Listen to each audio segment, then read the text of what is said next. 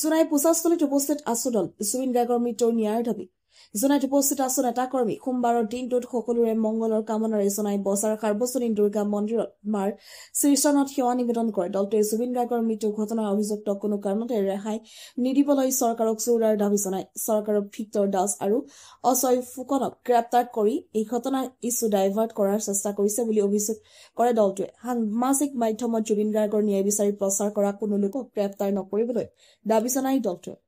জুবিন দা নোহোৱা আজি 11টা দিন হ'ল।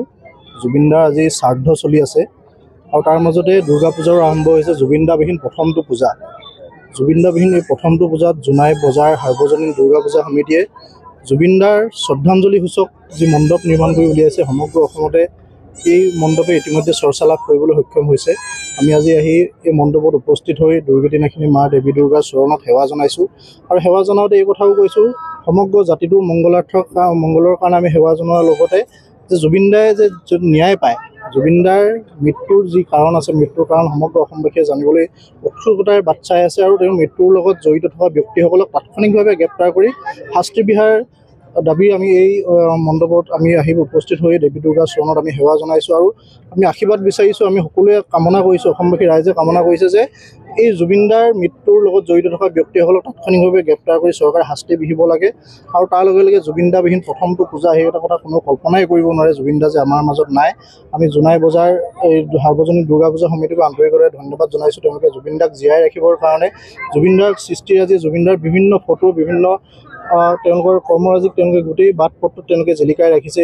শ্ৰদ্ধাঞ্জলি সূচক গোটেই মণ্ডপটো তেওঁলোকে জিলিকাই ৰাখিছে। আমি আশা কৰিছোঁ জুবিন দাৰ আমাৰ মাজত নাথাকিলেও জুবিন দাৰ যি সৃষ্টিৰাজি আছে, সৃষ্টিৰাজি সদায় আমাৰ মাজত থাকিব।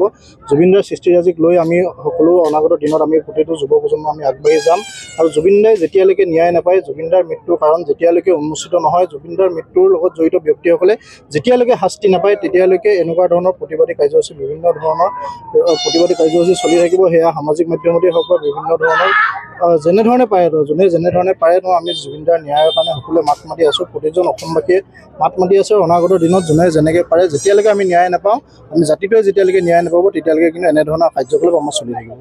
চাওক, অজয় ফুকন আৰু কোনোবা এজনৰ কথা কৈছিলে, তেওঁলোকে কিবা কাৰণত জড়িত হৈ থকাৰ কাৰণে চৰকাৰে গ্ৰেপ্তাৰ কৰিছে, গ্ৰেপ্তাৰ কৰাৰ পিছত মুক্তি দিছে চাগে হয়তো, কিন্তু সেইটো কথাটো আচল কথাটো নহয়। সেই কথাৰ পৰা ফালৰি কাটি গৈ সেইবোৰ কথালৈ মন নিদি আমি যে জুবিন দাৰ ন্যায়ৰ কাৰণে জাতিটোৱে যে একপক্ষে যে মাত মাতিছে, জুবিন দাৰ ন্যায়ৰ কাৰণে আমি সকলো ওলাই আহিছোঁ। জুবিন দাৰ ন্যায়ৰ কাৰণে আমি যিখিনি কৰিব লাগে অনাগত দিনত গোটেই জাতিটোৱে একত্ৰিতভাৱে লগ হৈ আমি গোটেইখিনি কাম কাজখিনি কৰিব লাগিব। মুঠৰ কথা হ'ল, আমাৰ হিয়াৰ আপোন আমাৰ প্ৰাণৰ শিল্পীগৰাকী আমাৰ মাজৰ পৰা হেৰাই গ'ল, যি কথা আমি কেতিয়াও কোনো কালে আমি মানি ল'ব নোৱাৰোঁ। আমাৰ যুৱ প্ৰজন্মৰ হাৰ্টথ্ৰব, যাৰ প্ৰতিটো গীতে আমাৰ পুৱাৰ আৰম্ভ হৈছিল, যাৰ প্ৰতিটো গীতে আমাৰ নিশা আমি শুৱা পাতিলৈ গৈছিলোঁ, সেই এজন মহান শিল্পী আমাৰ মাজৰ পৰা নোহোৱা হৈ যাব। জাতিটোৰ এটা সম্পদ নোহোৱা হৈ যাব, এই কথা আমি কোনো কালে কেতিয়াও মানি ল'ব নোৱাৰোঁ।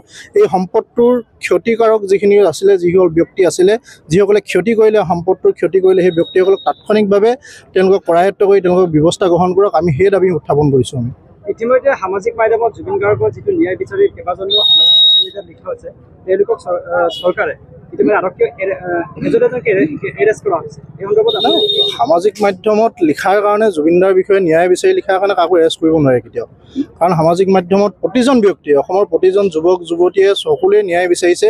অসমৰ প্ৰতিজন খিলঞ্জীয়া ৰাইজে জুবিন দাৰ কাৰণে ন্যায় বিচাৰিছে আৰু তেনে ন্যায় বিচৰা ব্যক্তিক যদি কোনোবাই যদি বিপথে পৰিচালিত কৰি যদি কৰায়ত্ব কৰিছে, তেনে বিষয়ৰ ওপৰতো ব্যৱস্থা গ্ৰহণ কৰিব। ইতিমধ্যে মুখ্যমন্ত্ৰী ডাঙৰীয়াও সেই কথা কৈ থৈ দিছে। আমিও মুখ্যমন্ত্ৰী ডাঙৰীয়াক এটা কথা আমি স্পষ্টভাৱে কৈ দিব বিচাৰিছোঁ যে অসমৰ এটা সম্পদ নোহোৱা হৈ গ'ল আৰু এই সম্পদটোক লৈ যাতে কোনো কালে যে ৰাজনীতি নহয়, এই সম্পদটো যি কাৰণে আমাৰ মাজৰ পৰা হেৰাই যাব লগা হ'ল, এই হেৰাই যাবলগীয়া কাৰণটো বিচাৰি উলিয়াই তাৰ লগত জড়িত থকা ব্যক্তিসকলক তাৎক্ষণিকভাৱে গ্ৰেপ্তাৰ কৰি শাস্তি বিহিব লাগে, সেই কথাই আমাৰ একমাত্ৰ লক্ষ্য।